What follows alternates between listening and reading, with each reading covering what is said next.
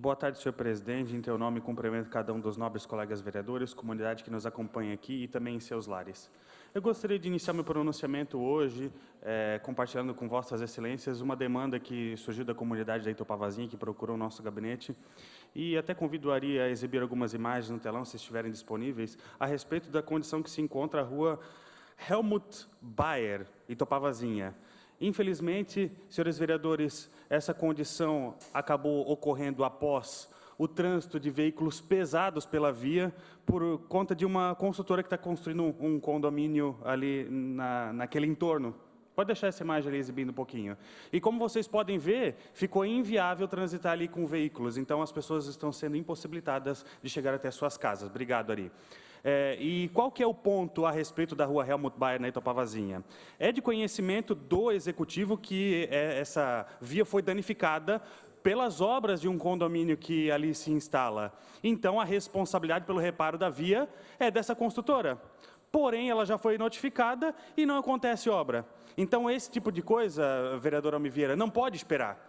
Então, se a construtora foi notificada, tem que se executar em um prazo muito curto o reparo dessa via, porque está inviabilizando o trânsito de pessoas ali, e se não acontecer, a gente precisa que o executivo tome providências, faça esse reparo emergencial e, em seguida, acabe cobrando dos responsáveis por conta disso. Então, fica aqui meu apelo para que o executivo acelere os trâmites para que cobre realmente a execução dessa melhoria, responsabilidade da construtora, e que, se não conseguir agilizar isso por meio da construtora, que faça e depois procure o ressarcimento.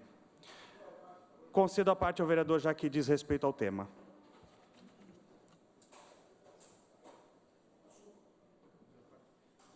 Com autorização do orador, vereador Gilson. Vereador Diego Nazato, parabéns por esse projeto. Inclusive, esta casa aprovou um projeto de lei que cria todo o mecanismo e foi construído junto com o executivo, junto com o planejamento, junto com o secretário Éder, para que realmente possa, hoje não tem nada dentro da legalidade que possa apertar ou cobrar essas empresas que fazem esse tipo de danificação. E nós construímos esse projeto em conjunto com eles. Nós trouxemos esse projeto aqui para esta casa, foi discutido, não foi inventado da minha cabeça, foi construído junto com eles, aprovamos nessa casa e o executivo simplesmente recebeu um comunicado ou uma carta por parte do Sindicato das Construtoras, enfim, que esse projeto não era bom, que era para vetar, e o governo vetou. Vetou. Recebeu pressão desse sindicato, né, patronal, das construtoras, pressão esta que eu não recebo de ninguém, porque eu quis fazer o melhor, porque a Câmara quis fazer o melhor e o Executivo simplesmente vetou. Não vetou por questão política, não vetou por questão jurídica, vetou por uma pressão por parte do sindicato, porque simplesmente iria fazer acontecer e resolver esse problema. Obrigado, vereador. Eu admito que não sei exatamente qual que seria a melhor maneira de resolver isso do ponto de vista da legalidade, mas eu sei que a via continua sendo pública, né? Então não adianta lavar as mãos e dizer que é responsabilidade de um terceiro para fazer o reparo, como se a rua deixasse de ser pública, como se passasse a ser exclusivamente responsabilidade da construtora. Não é o caso. A rua continua sendo responsabilidade do poder público. Ele tem que garantir mecanismos que permitam que as pessoas cheguem em seus lares com segurança e devida qualidade. Ao mesmo tempo, gostaria de trazer aqui ao conhecimento dos nobres colegas vereadores um tema que, na verdade, já é abordado aqui pela imprensa, mas que eu acho que não tem recebido a devida atenção do Executivo e também dessa Casa Legislativa, que é o problema FURB. Recentemente recebi a notícia de que mais um imóvel está sendo colocado à venda, um imóvel que deve ir a leilão, um imóvel de R$4.200.000 aproximadamente, que fica ali nas proximidades da Praça dos Músicos, Praça das Gaitas. Vereador Maurício Gol, passam-se poucos meses sem que a gente tenha que apreciar aqui a venda de mais ativos da FURB para pagar dívidas previdenciárias. E até o momento a gente ainda não recebe um retorno sobre como que a FURB pretende resolver esse problema desses passivos constantes com o SBLU. A FURB é responsável pela maior parte do déficit do SBLU e vê de maneira recorrente a venda de patrimônio da FURB para liquidar uma dívida que é recorrente, Não faz sentido. Na verdade, é imoral. Isso vai contra todos os princípios da economicidade. Vender o que você tem para pagar uma conta que é contínua. É como se essa casa começasse a vender o seu patrimônio para pagar a conta de água, luz e dos servidores aqui dessa casa. Então, a gente precisa ter uma resposta contundente da FURB sobre quais medidas estão sendo adotadas ou pretendem ser adotadas para que diminua esse rombo. Não dá para só querer ficar vendendo terreno e vendendo patrimônio e achar que está bom. E a gente acaba tendo que ser conivente, porque se a gente impedir a FURB de honrar esses seus compromissos vendendo os ativos, já que não tem nenhum plano mais contundente, a gente pode inviabilizar, vereador Maurício Gol, a tomada de empréstimos do município, porque se isso não for aprovado, essas renegociações, essas vendas, o município pode ficar negativado, como se estivesse com alguma dívida. Então, a gente tem que ter muita responsabilidade e, ao mesmo tempo, exigir que sejam feitas mudanças na gestão da FURB. Vereador Maurício Gol, mais uma vez cito Vossa Excelência, mas primeiro, com certeza, o aparte ao vereador Almir Vieira. Com autorização do orador, ouça a parte do vereador Almir Vieira. Vereador Nazato, eu quero contribuir para o discurso de Vossa Excelência no que diz respeito àquela rua Helmut Bauer, é isso? Helmut Bauer. Helmut Bauer. Então, já tivemos uma conversa com a construtora, inclusive a construtora já foi notificada, não sei se Vossa Excelência mencionou aqui, mas é pertinente o fato de a construtora só arrumar, eles já combinaram isso, a partir do momento que eles terminarem a obra deles, porque não adianta eles arrumarem agora, permanecerem lá na rua fazendo a obra, que vai estragar novamente. Então já fizeram essa conversa com os moradores, pediram um pouco de calma.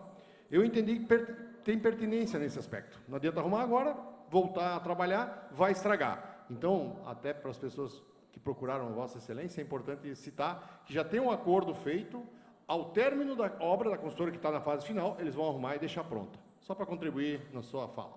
Obrigado pela colaboração. Espero que essa consultora tenha a sensibilidade de, pelo menos, manter a via em condição de trafegabilidade.